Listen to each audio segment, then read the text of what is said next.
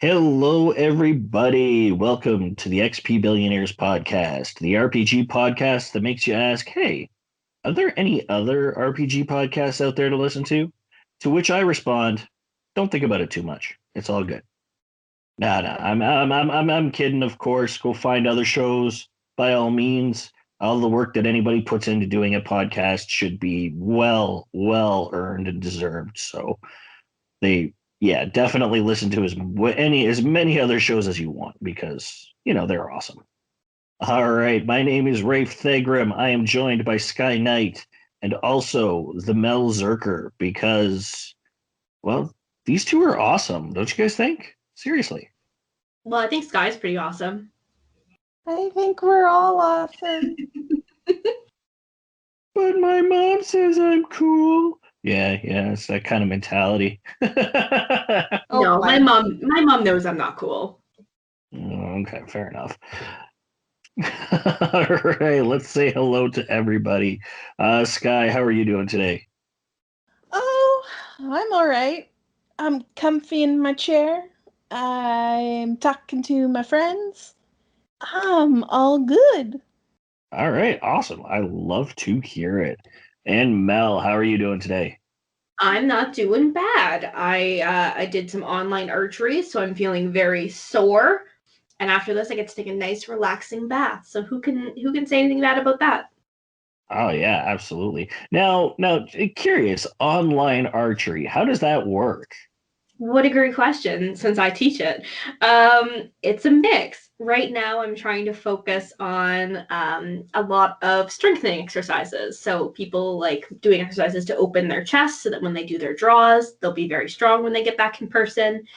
Trying to do, we do a lot of kicks and stuff because, your hands are full when you do archery. And of course, just technique in general. So instead of using bows, most people are using either broomsticks or elastic bands, and we just do our best to kind of make sure that we stay ready for when the time comes, for the end times. Fair enough. 'Cause God knows we're going to need arrows for the end times. That's amazing. Yeah, I mean, honestly, like I was picturing you like putting holes in your walls for some reason. I'm not sure why. So that's why I was actually really curious. Well, I actually I went to the studio and taught there alone. It was very lonely, but I could shoot there. I do have some arrows at home. I don't have a bow here, but I could make that happen. I could shoot some holes in some things. Nice. Awesome. I love it. See, when I was a little kid, my dad would make me bows and arrows out of like sticks, sticks and some like twine or something, right? So I could shoot little arrows across the yard at the cottage. You could do a lot with very little. Very true. Yeah. Arrows are like making a bow and arrow. The thing is, like, there's so many ways to make one that's like good, right? Like, there's all things like different weights of draws of bows and the way the arrow is done. But in the end, like, you can get a lot done with just some ingenuity. That's awesome. Like, and that it's great. Like, these are just things you just don't think about in regular passing. And that's one of the things I love about just kind of having this kind of preamble before our show because you really get a chance to either learn something new or just kind of get a better understanding or even just some information on what's fun and what's cool and what's really different and unique. I love it. But we do actually have a show to do, so let us get into that this week. So, we're going to start talking about cities, towns, and villages. Those things that are actually pretty essential in most RPGs. You go to one, you can usually rest up, resupply, and on the occasion get info on where you need to go next. While they are a very useful tool, the design of said cities have so many different layers to make them distinctive from others. And that's really what I want to kind of have a discussion about this week. Figure it'd be kind of a good way to give you an idea of what we think makes a city or a town just a gaming success. So, first off, so what are some aspects that make a really great city design? Sky, let's start with you. Well, I like towns with a ton of character and a distinct local culture. And I'm not talking game wide here. I want each town or city um, to have its own character, you know? Because having multiple cities or towns or villages that look relatively the same is just it's boring, it's unnatural, like it's just not realistic. That's not how people work. I also prefer them though to be not too hard to navigate. I mean, there's reasons towns and cities and whatnot in real life have like stuff like street signs and maps. And I've played some games that are just horrendous for figuring out where to go in a town. I'm looking at you, Suikoden 5, with a few of your places. Ugh. I want to I be able to navigate it without too much difficulty. I don't mind having to look around a bit, but don't make it ludicrously difficult. Again, not how towns are supposed to work. Yeah, no, you're absolutely right. I think that each one should have its own sense of uniqueness. I completely agree. And complexity, I mean, I'm going to get into that in a little bit, but um, I don't mind being a little more complex than usual, but I'll explain what I would like to make that a bit better in a little bit. First, Mel, what do you think about that? All of that, yes, 100%. I am going to add on that I do like sometimes when cities normal human cities don't make sense. And I kind of like when video game cities do to some degree. Like, I want them to feel organic and like who they are. But I also want to be able to actually find my way around. This is a role playing game I'm playing right now. This is not a video game. But, there's a place called the Bard's Barrel, which sounds like a place to drink for me. But no, it's the Oasis of Drowned Sorrows, that's the place where you go to drink. So things like that, it just gets very confusing. And I don't want to run into the wrong shop and then make an idiot of myself. So I'm a big fan of visual signs. So things that are hanging from buildings, you can see, oh, that's the potion shop, and kind of make your way through the town. Obviously, mini maps are a big part of this. And I'm also a really big fan of when people are working outside of their shop. So maybe there's somebody who is stretching hides, or someone is sharpening a weapon, so that they become part of the environment as well as part of the shop itself. So things where I start to be like, oh, I'm looking for so and so because so and so runs the shop, are really, really nice to me. So those are my additions to that kind of flavor piece. Exactly what you discussed here is exactly what the original Shenmue game did really well. There were all these storefronts where you could see where you could see the person working, where they would be out talking to people, and you got a very clear visual indication of what that shop was about. Not just in signage, but in the activity around it. And I think you're absolutely right. That's not done enough in games. Yeah, I mean, I think a lot of games, they trade you the thing where, when you enter a shop, it's a new area, right? So you don't have to load it. And there's certainly obviously a benefit to that. But you can have these little bits, kind of, you have guards wandering around towns and things like that. There's no reason you can't have somebody outside just working away who's, maybe even not that talkative. Yeah, no, absolutely. See, I think for me, I think to add on to everything that's been here, like I agree with everything you guys are saying. But I think for me, the extra thing is I want the town design to understand what kind of a town it's supposed to be. For example, a port town or a port city needs to have a proper sized harbor. Like I have played a bunch of games that seem to have a port town, but that port only has room for one boat. and it just conveniently happens to be your boat. Like, whoa, what are the odds?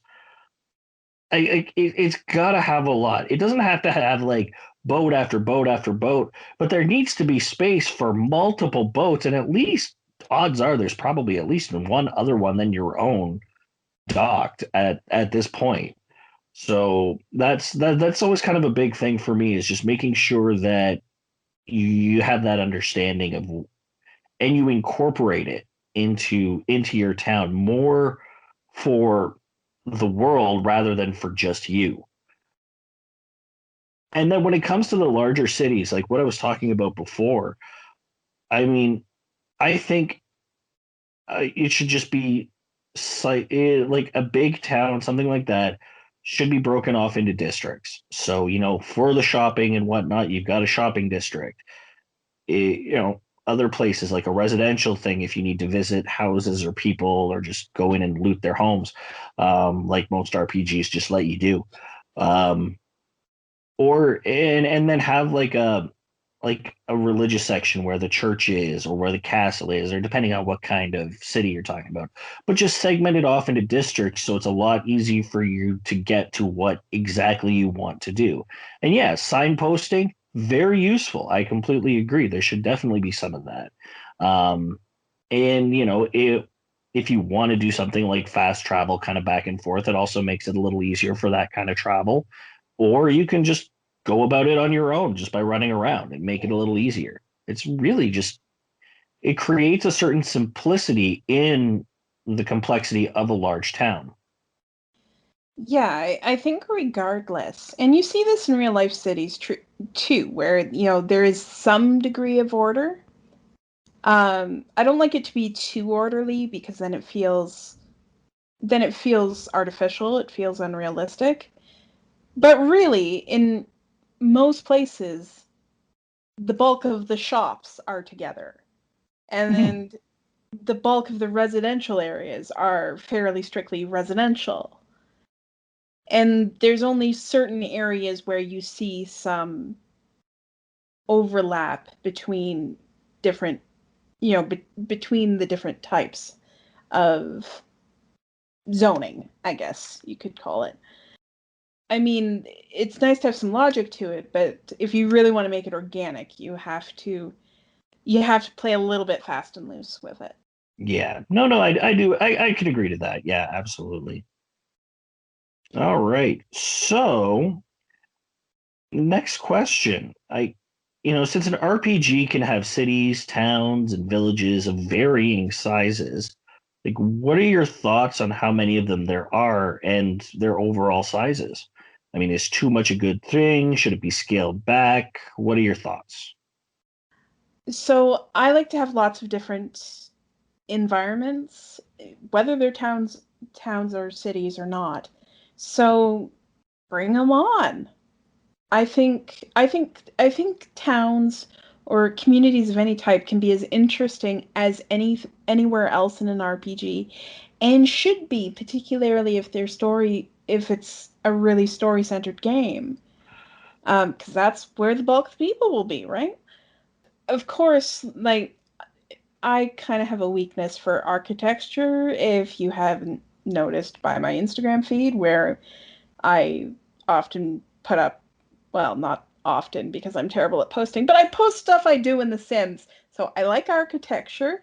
So cool towns or cities like make me smile and I want to explore them and, find every little nook and cranny. So yeah, any size, any type, just give me something interesting. That's all I ask. Yeah, I guess diversity could work really well. Yeah, absolutely. All right, Mel, what do you think? Well, I think that I really like when there are a mix of different settlements. Scott talked about this earlier. So you have like big towns, little towns, areas that will only sell food and pelts. I really like small, organic feeling groups where it's just kind of like a group of people who are just stuck together. This is really well done in Ghost of Tsushima, you'll find a lot of people who are on the run and they're really only interested in a couple things, which feels very real. But I also really love a big old city. I want to make sure that if I have a giant diamond to sell, I can know where to drop that off. Yeah, I do agree with that, and you know, I think games like Ghost of Tsushima, like overall sandbox RPGs, are really good at having a varied amount of sizes and towns, and not having access to everything that you can buy or sell. It just adds to the realism of those types of worlds. So I really do like that, and I agree. It's really nice. So I guess just having them sized accordingly, like the smaller the village, the less you can give or get in terms of trade and whatnot. So very useful there. And when it comes to a linear RPG, for me, like in terms of just how many, as long as there's at least one decently sized city, you know, between every 2 to 3 plot points, I think that would work really well. Like, I mean, I'm thinking about the Trails games where, especially like the first Trails in the Sky, where you did an entire story chapter with one town as your central focus, but it also kind of gives you an idea of how little the liberal kingdom is compared to something like Erebonia from Trails of Cold Steel, where that was just vast and huge. So being able to kind of understand that scale, especially in that branching and large of a world, is really interesting to me. So I really kind of liked that focus overall. Well, yeah, it kind of has to make sense for the story and the world, right? Like there are some games where Atelier is a good example where you're always going back to the same place, right? You're just, it's like you're in the dead middle of the map and you range out from there, right? Well, you've got others where you travel from place to place and have to deal with a constantly changing home base. And then there's games where there's teleportation or fast travel, which means you can end up somewhere in between those. So what sort of arrangement the map has will impact how many communities there are, what their sizes are, etc. Yeah, absolutely. I just when it comes to linear games, yeah, like that works out really well. Um, so I get, yeah, it's always going to depend on your type of game, how you're going, that kind of thing. So that that works. All right, now let's have just a little bit of fun here. Let's talk about our favorite RPG cities. Sky, what's one of yours? Just for fun. Okay. Well, I have a lot of them, but I'm going to go with one of the more recent ones that I've grown to love, and that's Mondstadt and Genshin Impact. It is a beautiful city. It's got this very sort of old German style. Like if you're familiar with the aesthetics of the Atelier games, that might also give you a bit of an idea of what this place is like. And one of the things I really love about it is the city has so much depth for an area that's just it's not that big, but it's also built on a hill, right? So you go further and further up as you go further into the city. And there's lots of NPCs with loads of character, and the town's not that hard to navigate, particularly since you do have a mini map, but also it's not that complicated a layout. And it's really fun because you can do a lot of climbing in this game to climb up to the higher points for cool screenshots. Like, there's a huge statue of their god Barbatos that you can climb up on and actually sit on the god's outstretched hands.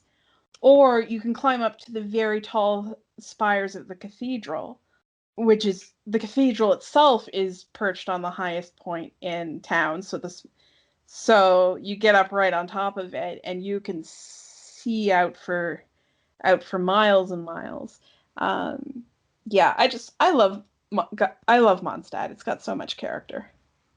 Oh yeah, it was a wonderful city. It's the only one I really got to know when I played Genshin Impact. But I do have to say, and I know this is a little cheesy, but I love that there are more people than me that worship Barbados. So Ha ha. that's my Gunpla roots taking over and my There you Gundam go. addiction. You did it. I thought, yeah, I did. All right, Mel, what is a town that you love? All right, I'm going to talk about the Imperial City from Oblivion. I love Elder Scrolls games. I'm a huge fan of Oblivion, and I think the Imperial City is just lovely. It's this huge landmark that you can always see on the horizon, and it's really this place where you can do and see everything. And it's so big that there's actually 7 distinct districts, and no matter where you go, there's always something new to explore, and it's the kind of place that builds on itself. So maybe you only visit 2 districts when you start the game, but by the end you've met people in other places and it started building itself out, so it's not overwhelming all at once. um, I just think it has this great feel of this bustling metro center where people live there and people never leave the city, which you don't always get in games like this. Like there's almost always a sense of like, well, you have to go outside to hunt or you have to go inside to this, but it really has everything included. And I just think I really love that like huge city on the distance, so you always know kind of which way it is. And there's this great symbol of kind of the leadership of the world who's always kind of watching you. I think it's just a fantastic city. That's awesome. The more you describe the Elder Scrolls games, the more I feel like I should take a crack at another one at some point just to try it again. I mean, the only one left is Skyrim at this point, but um, And I maybe didn't someday. love Skyrim. I don't know why. I do know why. It's because I don't like winter. I mean, that's fair. Maybe I should avoid it too. But I don't know. Maybe someday I'll give Oblivion another shot. Just who knows? Maybe I just wasn't in the right mindset because it does. I mean, I remember it looking fairly nice. I couldn't get into the gameplay, so maybe now things are a little different. Who knows? Well, I think one of your problems is that it was first person, and until fairly recently, you have really not been keen on first person. Yeah, I mean that much is true. So I've gotten a little better at it now, especially after the Outer Worlds, which I did really enjoy. Mhm. So yeah, I'll give it another shot. Yeah, it has that option where you can kind of watch from the back, but it's really not built that way. It's one of those games where they're like, yeah, you can play in third person, but like, come on, let's be honest, you Yeah. can't. No, I did try it that way, and you're right, it was like that. All right. As for me, my one of my favorite cities, and this is just from its design and the fact that it is exactly as it sounds by its name, and that is Net Slum from I'll stay from the original Dot Hack games because the Net Slum from GU is very different, even though it is kind of the same thing, but it's very, very upgraded in certain ways. But like Net Slum is exactly as its name implies. It looks like a slum town, a set of like dank, unkept alleyways. Everything's been constructed by basically what's originally considered garbage data that's been recycled and repurposed to create this city. The denizens are all recycled. They were all meant to be deleted, and they've all been saved by Helba, this amazing hacker that's well known through the games. And it is such a beautiful and perfect representation of not only a slum town, but like I don't think I'd even have been able to imagine it any other way after if I were to say reading a novelization of the games. And there are novelizations of the games of the series out there if you're ever interested. They're just done from the point of Black Rose, but that it is exactly what I envision every time I think about it. And I think for me, that's when you hit the nail on the head when it comes to a very, very good city design. Yeah, Well, when I saw this was listed in yours, I was like, yes, the city. yeah, Net Slum is really interesting because it's so weird. Like it really gets down to that sort of almost horror aspect to the Dot Hack games. You know, the Mm. weirdness in the data. Yeah, no, although the horror I think was the first time we saw Kubia, but that's a whole nother story. Well, there's that too, but it's just another way of them showing how the data in the world has taken on aspects that the developers didn't expect. And visually it's just so fascinating. Yeah. And like you get to visit Net Slum as just Net Slum at one point, and then before the series ends, it's a temporary root town for the final game. So you're basically going there constantly. So you get to have such a much better look at the area, and it's not just the heroic characters of the series because it becomes a root town. Everybody's here and they're all like, what the hell is this place? What this is a bug, right? Like what's going on? Like it's so unique and different, and all the players get to experience it, which I think is really cool. So that I think is going to wrap it up for our discussion about city designs. I think this was a lot of fun. What are some cities that you guys like, or what do you like to see in your cities when it comes to design, complexity, that kind of thing? Hit us up. Would definitely love to hear from you guys. You can do that either through our group email, which is xpbillionaires@gmail.com, or you can hit us up individually through our social media. You'll find me on Twitter at BillionairesXP, and you can also find me at Ray Fagram on Instagram for lots of Gunplug goodies. All right, Sky, where can everyone find you? I'm at SkyKnightXP on Twitter and SkyKnight.xp on Instagram. And Mel, where can everyone find you? You can find me at Feminist Gamer on Instagram or Feminist Gamer 3 on Twitter. And you can check out Darkness and Dragons, which is a role-playing game that I live stream every Wednesday, so check it out. Absolutely, we shall. And don't forget to check out all of our written work, all of our quick fire reviews, and the links necessary in order to help support the show if you're so inclined. And that can all be done through our website at xpbillionaires.ca. So that is going to do it for us. And just remember, when you find the next town, you're going to find out how to keep gaming. So do it, and we'll see you next week. Stay safe. Bye bye.